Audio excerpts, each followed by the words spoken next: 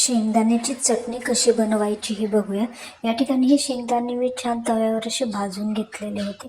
आता ते मिक्सरच्या भांड्यामध्ये काढून घेतलेले आहे.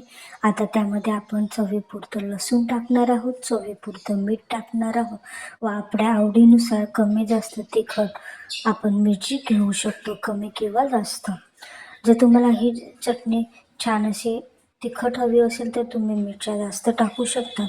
आता यामध्ये छान अशी कोथिंबीर धुवून छान बारीक चिरून हे मिक्सर जारमध्ये ती देखील टाकलेली आहे. आता आपण त्यामध्ये थोडंसं पाणी टाकून हे याचं मिश्रण छान असं वाटून घेतलेलं आहे. आता हे आपण बघू शकतो छान असं बारीक वाटून झालेलं आहे.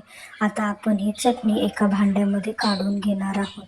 भांड्यामध्ये काढून घेतल्यानंतर यात आता आपण थोडंसं पाणी टाकणार आहोत, जेणेकरून आपण ही चटणी पोळी भाकर सोबत खाऊ शकतो. ही चटणी कळण्याच्या भाकरीसोबत अति सुंदर लागते. तुम्ही ही रेसिपी घरी नक्की करून पहा. तुम्हाला थँक्यू.